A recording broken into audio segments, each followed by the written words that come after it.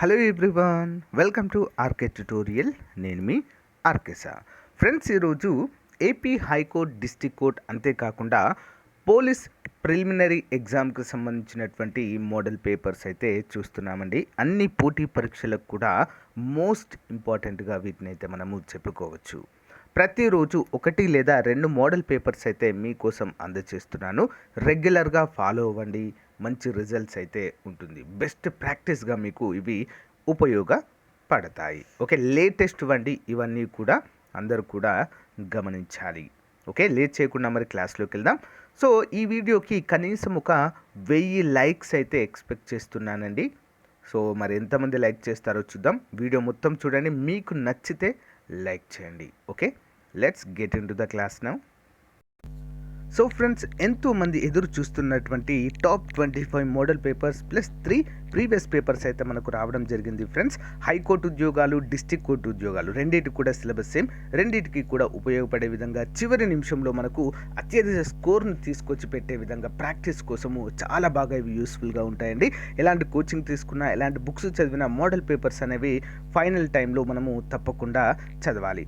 మరి ఏ ఉద్యోగాలకి ఇవి అవసరం అంటే కేటగిరీ 1, కేటగిరీ 2, కేటగిరీ 3 అన్నిటికి కూడా అవసరం అండి. ఓకేనా, జీకే ఉంటుంది, జనరల్ ఇంగ్లీష్ ఉంటుంది, మెంటల్ ఎబిలిటీ కూడా ప్రొవైడ్ చేయడం అయితే జరిగింది. ఫ్రెండ్స్, కేవలము 200 రూపీస్ మాత్రమే అండి. ఓకేనా, మన యాప్ డౌన్లోడ్ చేసుకోండి. యాప్లో మీరు కొనుగోలు చేయొచ్చు. లేదా మాకు యాప్ డౌన్లోడ్ చేసుకోవడం రాదు అంటే ఇక్కడ చూపించినటువంటి 9030362853 నెంబర్కి గూగుల్ పే కానీ ఫోన్పే కానీ చేసి ఆ స్క్రీన్ షాట్ని అదే నెంబర్కి వాట్సాప్ పెడితే మీకు వితిన్ 1 అవర్లో ఈ యొక్క తెలుగు మీడియంలో ఉన్నటువంటి మోడల్ పేపర్స్ అన్నీ కూడా మీకు అందజేయడము జరుగుతుంది. ముందుగా మీరు ఏం చేయాలంటే వీడియో డిస్క్రిప్షన్లో ఒక శాంపిల్ పేపర్ ఉంటుంది, పేపర్ 1. ఆ పేపర్ 1ని మీరు డౌన్లోడ్ చేసుకొని చూడండి, మీకు నచ్చితేనే తీసుకోండి. Okay, thank you, all the best everyone. Question number 1, Andhra Pradesh రాష్ట్రంలో పొడవైన నది ఏది? సరైన సమాధానం ఏంటండి? ఆన్సర్ ఆప్షన్ 4 అన్నీ కూడా సరైనవే. దక్షిణ గంగా, వృద్ధ గంగా, ఇండియన్ రైన్ అనేటువంటివి గోదావరి నది యొక్క మరొక పేర్లుగా వీటినైతే మనము చెప్పుకోవచ్చు. మోస్ట్ ఇంపార్టెంట్ క్వశ్చన్ అండి ఇది. ఓకేనా, అంతేకాకుండా దక్షిణ భారతదేశంలోనే అతి పొడవైన నదిగా దీనికైతే ప్రసిద్ధి. ఓకే, హిమాలయాలు ఏర్పడక ముందు నుండే భారతదేశంలో ఉన్నటువంటి నది, అందుకే దీన్ని వృద్ధ గంగా అని అంటారు. దక్షిణ గంగా అని పేరుతో పిలుస్తూ ఉంటారు. ఇండియన్ రైన్ అని కూడా దీనికి పేరండి. Okay, most important question. Next one, 19వ సార్క్ శిఖరాగ్ర సమావేశము ఎక్కడ జరిగింది? 62వది ఆన్సర్ ఆప్షన్ 2 అండి, పాకిస్తాన్లో జరగడం అయితే చూడవచ్చు ఇక్కడ మనము.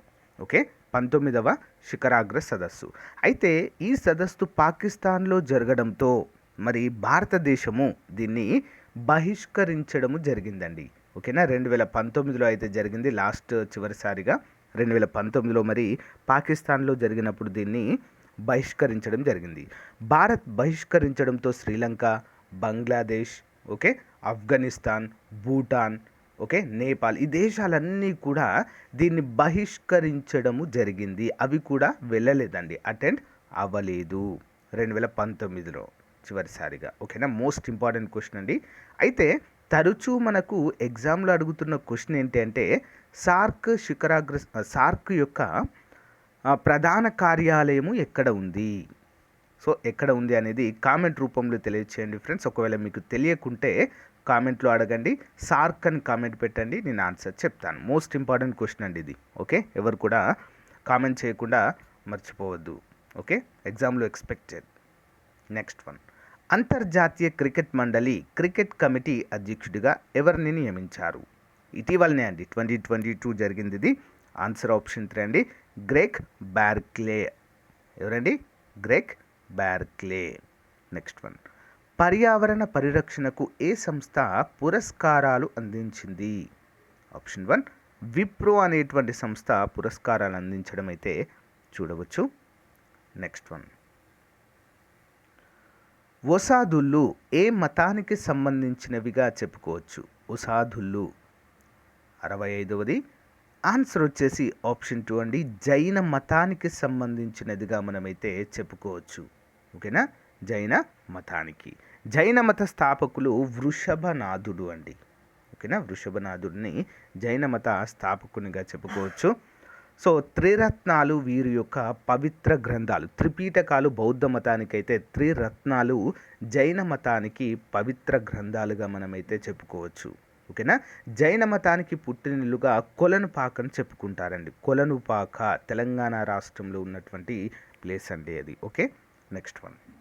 గుజరాతీ వచనం ప్రగతికి దోహదపడిన గుజరాతీ వెర్నాకులర్ సమాజం ఎప్పుడు ఏర్పాటు చేశారు? Answer option 1 1848. నెక్స్ట్, ఉత్తరప్రదేశ్లోని బాందా జిల్లాలో ఉన్న కలింజర్ కోటను షేర్షా సూరి ఏ సంవత్సరంలో జయించారు? ఆన్సర్ ఆప్షన్ 3 1545లో జయించడాన్ని మనము చూడవచ్చు. Next one. ఐక్యరాజ్య సమితిలో పోలీస్ సలహాదారుగా పనిచేసిన భారతీయ మహిళ ఎవరు? మోస్ట్ ఇంపార్టెంట్ క్వశ్చన్ అండి. ఐక్యరాజ్య సమితిలో పోలీస్ సలహాదారుగా పనిచేసిన భారతీయ మహిళ. 68 ఆప్షన్ 1 అండి, కిరణ్ బేడి గారు అండి. Most important question, Kiran Bedi గారు. పుదుచ్చేరి రాష్ట్రానికి కేంద్రపాలిత ప్రాంతానికి లెఫ్టినెంట్ గవర్నర్గా పనిచేసినటువంటి వ్యక్తి అండి. Okay, next one. వాయుదూత్ను ఏ సంవత్సరంలో ప్రారంభించడం జరిగింది? Vayudoot option 1 1981. Next one. Birsa Munda విమానాశ్రయము ఎచ్చట కలదు? 70 ఆప్షన్ 3 అండి, రాంచీలో కలదండి, రాంచీ. Next one. కంప్యూటర్ యొక్క మెదడు అని దేనిని అంటారు? కంప్యూటర్ యొక్క మెదడు ఆప్షన్ 1 CPU సెంట్రల్ ప్రాసెసింగ్ యూనిట్ని మరి కంప్యూటర్ యొక్క మెదడు అంటారు. Next one. కంప్యూటర్ కంపైలర్ గుర్తించిన పొరపాట్లు ఏమంటారు? కంప్యూటర్ యొక్క కంపైలర్ గుర్తించదగిన పొరపాట్లు, ఎర్రర్స్ని. 72 ఆప్షన్ 1 సింటాక్స్ ఎర్రర్స్ అంటారు. వాటిని ఏమంటారు? Syntax errors. Next one. నాడీ కణాలకు లేని శక్తి ఏది? నాడీ కణాలకు లేనటువంటిది ఏంటి? లాజికల్ పొరపాట్లు అనే 73 కదా, ఆన్సర్ ఆప్షన్ 3 విభజన చెందే శక్తి లేదండి నాడీ కణాలకు. ఓకే, సమాచారాన్ని చేరవేసే శక్తి ఉంటుంది, స్పందించే శక్తి ఉంటుంది. ఓకే, కానీ విభజనలు చెందవండి. మనకు ఫస్ట్ ఎన్ని ఉంటాయో అన్నీ చివరి వరకు కూడా అన్నీ ఉంటాయి. విభజనలు అనేవి జరగవు. Next one. Birbal Sahni institute of palaeobotany ఎక్కడ కలదు? 74 ఆప్షన్ 1 లక్నోలో కలదండి, ఉత్తరప్రదేశ్. Next one. IRDP అనగా ఏంటి? IRDP option 2 integrated rural development programme. Integrated rural development programme. Next one. అత్యంత ఖచ్చితంగా కాలాన్ని కొలిచే సాధనము ఏది క్రింది వాటిలో? 76వ ఆప్షన్ 2 అండి, పరమాణు గడియారము అత్యంత ఖచ్చితంగా టైం అయితే కొలవచ్చు. Next one. క్లోరినేషన్ అనగా ఏంటి? క్లోరినేషన్ 77 ఆప్షన్ 2 అండి, అపరిశుభ్ర నీటికి కొద్ది శాతం క్లోరిన్ను కలుపుటనే క్లోరినేషన్ అంటారు. ఓకేనా, ఆ క్లోరిన్ను కలిపి ఏం చేస్తారు? నీటిని శుద్ధి చేస్తారు. Next one. గ్లూకోజ్ పైరువిక్ ఆమ్లంగా ఏర్పడినప్పుడు పొందే నికర లాభము ఎంత? 78 ఆప్షన్ 1 అండి, 2 ATP అణువులైతే మరి గ్లూకోజు పైరువిక్ ఆమ్లంగా మారినప్పుడు అన్ని 2 ATP అణువులు ఏర్పడతాయి. Next one. సముద్రపు గుర్రం యొక్క శాస్త్రీయ నామము ఏంటి? 79 ఆప్షన్ 2 అండి, హిప్పో క్యాంపస్ అంటారు దాన్ని. Okay, hippo campus. Next one. క్రింది వాటిలో ప్రపంచంలో అత్యంత భారీ టెలిస్కోప్ అయిన 30 మీటర్ టెలిస్కోప్ ఏంటండి? అది 30 మీటర్ టెలిస్కోప్ నిర్మాణంలో పాల్గొంటున్న దేశం కానిది ఏది? 80వ ఆప్షన్ 4 జర్మనీ లేదండి. ఇందులో కెనడా, జపాన్, ఇండియా 3 దేశాలు కలిపి దీన్ని అయితే నిర్వహిస్తున్నాయి. Next one. పాలియోలిథిక్ ప్రజల ప్రధాన వృత్తి ఏంటి? ఆన్సర్ ఆప్షన్ 4 అండి, వేట, ఆహారం సంపాదన. Next one. బింబిసారుని తర్వాత మగధ పాలకుడిగా ఎవరు ఉన్నారు?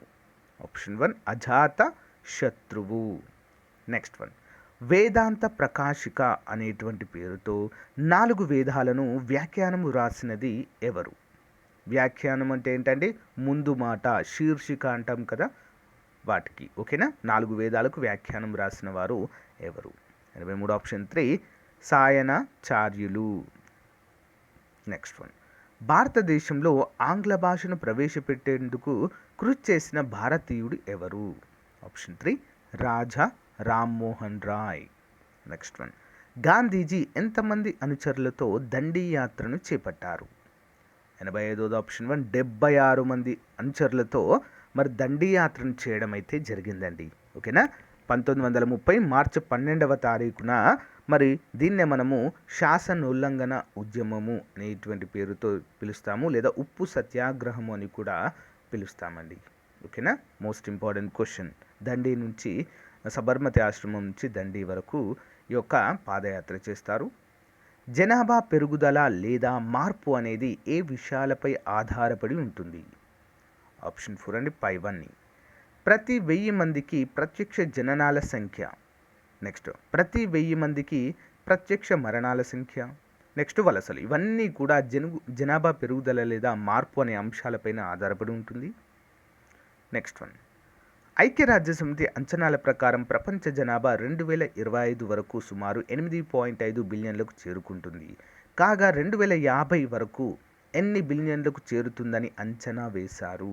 ప్రజెంట్ అయితే 8.5 బిలియన్లకు దగ్గరలోకి వచ్చిందండి. 8.4 అలా వచ్చింది ఇటీవల ఒక నివేదిక ప్రకారము. మరి 2025 వరకు ఎంతకు చేరబోతుంది? 87 ఆప్షన్ 2 అండి, 10 బిలియన్లకండి. ఓకే, 10 బిలియన్లకైతే చేరబోతుందంట. నెక్స్ట్ వన్, 800 కోట్లు అంటే 10,000 కోట్లకైతే చేరబోతుందని అర్థము. నెక్స్ట్ వన్, క్రింది వాటిని పరిశీలించి సరైన సమాధానాన్ని గుర్తించండి. 88వది ఆన్సర్ ఆప్షన్ 3 అండి, AB 2 సరైనవి. చూద్దాం. ప్రపంచ జనాభాలో 21% చైనాలో మరియు 17% భారతదేశంలో నివసిస్తున్నారు. ప్రపంచ జనాభాలో 3/4 జనాభా కేవలం 31 దేశాల్లోనే నివసిస్తున్నారు. Most important. నెక్స్ట్ వన్, అభివృద్ధి చెందిన దేశాల సమస్యలను గుర్తించండి. అభివృద్ధి చెందిన దేశాలకు కూడా సమస్యలు ఉంటాయి, అవేంటి మరి? ఆన్సర్ ఆప్షన్ 4 అన్నీ కూడా సరైనవి. చూద్దాం. అధిక జీవితకాలం ఉంటుందండి. ఎందుకంటే అభివృద్ధి చెందిన దేశాలలో అన్ని సదుపాయాలు ఉంటాయండి. ఓకేనా, మంచి వైద్య సదుపాయం ఉంటుంది. ఓకేనా, కనీస అవసరాలు ఉంటాయి. కాబట్టి అత్యధిక జీవితకాలం అయితే వీరికి ఉంటుందండి. ఫర్ ఎగ్జాంపుల్ జపాన్లో. ఓకే, నెక్స్ట్, తక్కువ పనిశక్తి ఉంటుందండి, పని చేయడానికి ఎక్కువ ఉండదు. నెక్స్ట్, అతి తక్కువ గ్రామీణ జనాభా ఉంటుంది, అందరు సిటీలో ఉంటారు. నెక్స్ట్, నాగరికత కూడా ఎక్కువగా ఉంటుంది. ఇవన్నీ కూడా కొన్ని రకాల సమస్యలను అయితే తెచ్చిపెట్టేవిగా ఉంటాయి. నెక్స్ట్ వన్, క్రింది అంశాలను పరిశీలించండి. 90వది ఆన్సర్ ఆప్షన్ 4 ABC అన్ని సరైనవి. చూద్దాం. భూమిపై ఉన్న ఘన అర్ధఘన పదార్థాలను శిలావరణం అంటారు. భూమిపై ఉన్న అన్ని రకాల ద్రవ రూపాలను కలిపి జలావరణం అంటారు. భూమిని ఆవరించి ఉండే వాయువులలో ఉన్న మందమైన పొరను వాతావరణం అంటారు. ఇంపార్టెంట్. నెక్స్ట్ వన్, క్రింది వాటిలో రేడియో ధార్మిక కాలుష్యానికి కారణాలు ఏవి? ఆన్సర్ ఆప్షన్ 2 ACE అణుశక్తి ప్లాంట్లు రేడియో ధార్మిక కాలుష్యానికి కారణము. సి, యురేనియం ఖనిజాల వెలికితీత. భూమిలో ఉన్నంత వరకు ఏమీ కాదు, దాన్ని ఎప్పుడైతే వెలికి తీస్తారో అప్పుడే కాలుష్యం అనేది ఏర్పడుతుంది. ఈ ఒక ప్రదేశం నుండి మరొక ప్రదేశానికి అణువ్యర్థాల రవాణా చేస్తున్నప్పుడు కూడా కాలుష్యం అనేది ఏర్పడుతుంది. నెక్స్ట్ వన్, రాబందుల సంఖ్య తగ్గడానికి ప్రధాన కారణం ఏంటి? సో సరైన సమాధానం ఆప్షన్ 3 అండి, డైక్లోఫినాక్. దీన్ని చాలా దేశాలు బ్యాన్ కూడా చేశాయండి.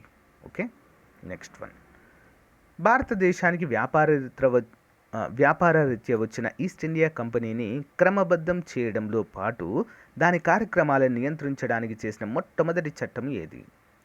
93 ఆన్సర్ ఆప్షన్ 2 అండి, రెగ్యులేటింగ్ చట్టము. భారత రాజ్యాంగంలోని నిబంధన 22 ఏమి తెలుపుతుంది? 94వది ఆప్షన్ 3 అండి, బాల కార్మిక వ్యవస్థ నిషేధము. నెక్స్ట్ వన్, రాష్ట్రపతి పదవికి పోటీ చేయు వ్యక్తి కనీస వయస్సు ఎంత ఉండాలి? 95వది ఆప్షన్ 4 అండి, 35 సంవత్సరాలైతే తప్పకుండా ఉండాలి. నెక్స్ట్ వన్, భారతదేశంలోనే తొలిసారిగా రాజస్థాన్లోని ఏ జిల్లాలో పంచాయతీరాజ్ వ్యవస్థను ప్రవేశపెట్టారు? ఆప్షన్ 3 నాగోల్ అనేటువంటి జిల్లాలు. ఇంపార్టెంట్ క్వశ్చన్ అండి. తర్వాత ప్రవేశపెట్టింది ఆంధ్రప్రదేశ్లో. Okay, next one. Namami Gange కార్యక్రమాన్ని కేంద్ర ప్రభుత్వం ఎన్ని రాష్ట్రాలలో ప్రారంభించింది? 97వ ఆప్షన్ 3 అండి, 7. హస్తకళలను దేశవ్యాప్తంగా గుర్తింపు తేవడం కోసం కేంద్ర ప్రభుత్వం ఇచ్చే గుర్తింపు కార్డులు ఏవి? ఆప్షన్ 1 పహచాన్ అనేటువంటివండి. ఏంటది?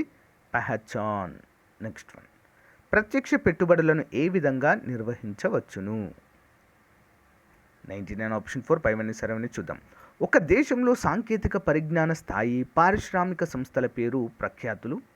నెక్స్ట్, వాణిజ్య స్థూల దేశీయ విధానాలు, అంతర్జాతీయ వాణిజ్య విధానాలు, మేధో సంపద హక్కుల రక్షణ విధానాలు, ఇవన్నీ కూడా ఒక దేశం యొక్క ప్రత్యక్ష పెట్టుబడులు, ఎఫ్డిఐస్ అంటాం కదండి, ఫారెన్ డైరెక్ట్ ఇన్వెస్ట్మెంట్స్, అవి రావడానికి ప్రధాన కారణాలు ఇవే.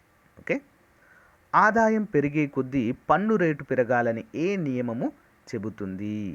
ఆప్షన్ 2 అండి, సమతా నియమము తెలుపుతుంది. సో ఫ్రెండ్స్, ఇది ఈ రోజుకు సంబంధించినటువంటి క్లాస్. మీకు నచ్చితే లైక్ చేయండి, తప్పకుండా మీ ఫ్రెండ్స్తో షేర్ చేయండి. పీడిఎఫ్ లింక్ వీడియో డిస్క్రిప్షన్లో ఇస్తాను, అందరూ కూడా డౌన్లోడ్ చేసుకొని షేర్ చేయండి. అంతేకాకుండా మన గ్రాండ్ టెస్ట్లు అయితే టాప్ 25 మోడల్ పేపర్స్ అయితే రెడీ చేసామండి. ప్రస్తుతం ఉన్నటువంటి సిచ్యువేషన్లో ఎన్ని బుక్స్ చదివినా కూడా, ఎన్ని క్లాసెస్ విన్నా కూడా సో మనకు ఉపయోగపడవండి. ఓకే, ఈ టైంలో మనం చేయాల్సింది డైలీ మోడల్ పేపర్స్ని ప్రాక్టీస్ చేయాలి. అలా అయితేనే మనం ఎక్కువ స్కోర్ చేసే అవకాశం ఉంటుందండి. ఏ కాంపిటేటివ్ ఎగ్జామ్ అయినా అంతే, చివరి టైంలో మనము ప్రాక్టీస్కే ఎక్కువ ప్రాధాన్యత ఇవ్వాలి. చివరి 10 days, చివరి 15 days అలా. ఓకేనా? So thank you guys, thank you for valuable support. Have a nice day. Bye.